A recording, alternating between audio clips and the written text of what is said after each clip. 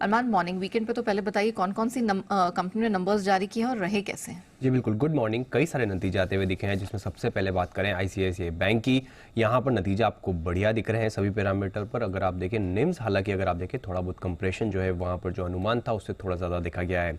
NII लगभग 24% के आसपास बढ़कर आए हैं, मुनाफे में 36% का उछाल है। और निम्स अगर आप देखें तो 4.78% से कम होकर 4.5% के आसपास आते हुए दिखे हैं, 4.53 के आसपास आते हुए दिखे हैं, जो कि अनुमान था 4.6% का। कोटक बैंक की बात करें तो यहाँ पर अनुमान से बेहतर नतीजे हैं। एनआईआई लगभग 23.5% बढ़कर आई है।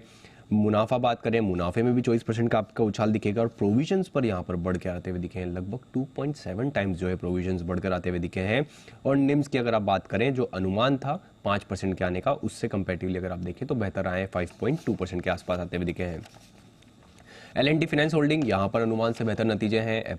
एनआईआई की बात करें लगभग 12% बढ़कर आई है, मुनाफा 47% बढ़कर आता हुआ दिखा है। और निम्स की बात करें तो 11.7% से इम्प्रूव होकर 12.2% पर आते हुए दिखे हैं।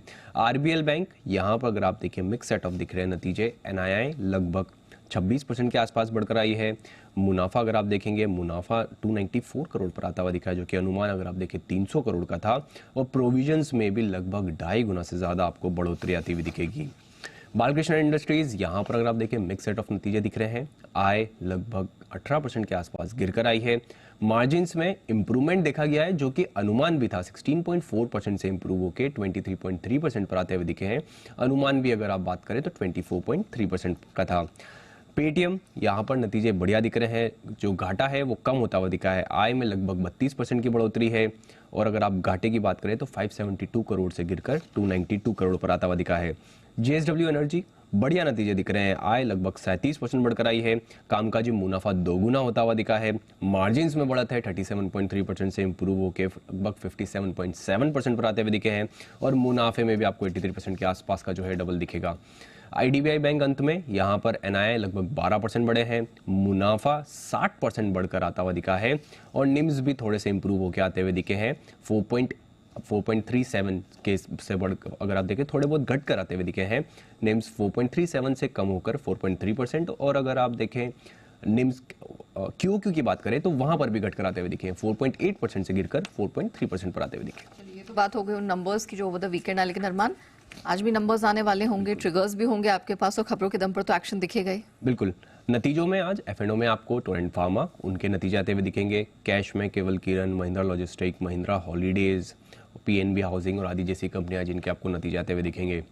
फेडरल बैंक लगभग 7.3 करोड़ इक्विटी शेयर्स जो है लिस्ट होंगे। एनबीसीसी इंडिया, इनका जो ई ऑक्शन के जरिए वो जो दिल्ली में कमर्शियल स्पेस है वो बेचेंगे। वर्ल्ड ट्रेड सेंटर स्थित में जो कमर्शियल स्पेस की बात कर रहे हैं वहां पर स्थित है। नेटवेब टेक्नोलॉजीज इंडिया, इनका 50% का आईपीओ एंकर लॉक इन वो खत्म होता हुआ दिखेगा। आईपीओ अपडेट्स के हिसाब से आईआरएम एनर्जी जिनका फाइनल अपडेट है, क्यूआईबी लगभग 44-45 टाइम्स बढ़ता हुआ दिखा है। ओवरऑल अगर आप देखें तो 27 गुना बढ़ता हुआ दिखा है, जिसमें रिटेल का हिस्सा 9 गुना है और क्यूआईबी का, जैसा मैंने कहा, लगभग 45 गुना के आसपास बढ़ता हुआ दिखा है। बिजनेस अपडेट्स में अब्रॉय रियल्टी, यहाँ पर आपको ध्यान रखना है क्योंकि Q2 FY24 में कॉन्जो बेसिस पर अगर कंपनी की बुकिंग जो है वो, अगर आप देखें उनकी बुकिंग्स, नंबर ऑफ बुकिंग्स जो है उनकी संख्या में लगभग 12.5% के आसपास की बढ़ोतरी है। और वैल्यू के हिसाब से अगर आप देखेंगे पर वैल्यू के हिसाब से 16.5% के आसपास की गिरावट है। खबरों में ज़ायडस लाइफ साइंस, यहाँ पर आपको ध्यान रखना है क्योंकि कंपनी को यूएस एफडीए से एक दवा के लिए अंतिम मंजूरी मिलती हुई दिखी है। और अगर आप यूएस में इस दवा का अगर आप मार्केट देखेंगे लगभग 8,240 करोड़ के आसपास का है। संवर्धन मदरसन बोर्ड ने एरोस्पेस, हेल्थ और मेडिकल उपकरणों के कारोबार से जुड़ी 3 कंपनियों के अधिग्रहण को मंजूरी कर दी है। और तीनों अधिग्रहण जो है लगभग 380 करोड़ में जो है कंपनी करेगी। डेल्टा कॉर्प, 22 सितंबर 2023 को हैदराबाद जीएसटी विभाग ने सब्सिडरी जो है उनको 628 करोड़ का टैक्स बकाया नोटिस भेजा है। कोचिन शिपयार्ड बोर्ड की बैठक में 7 नवंबर को नतीजों के साथ साथ शेयर विभाजन और अंतरिम डिविडेंड दोनों पर विचार किया जाएगा। और अंत में इप्का लैबोरेटरीज, यहां पर कंपनी के मध्य प्रदेश रतलाम स्थित जो एपीआई मैन्युफैक्चरिंग फैसिलिटी है उसको एस्टैब्लिशमेंट इंस्पेक्शन रिपोर्ट जो है वो मिला है। ऑलराइट, चलिए, तो ये वो खबरें जिनके जम पर इन चुनिंदा स्टॉक सेक्टर्स में दिखेगा एक्शन। धन्यवाद अरमान, पूरी डिटेल के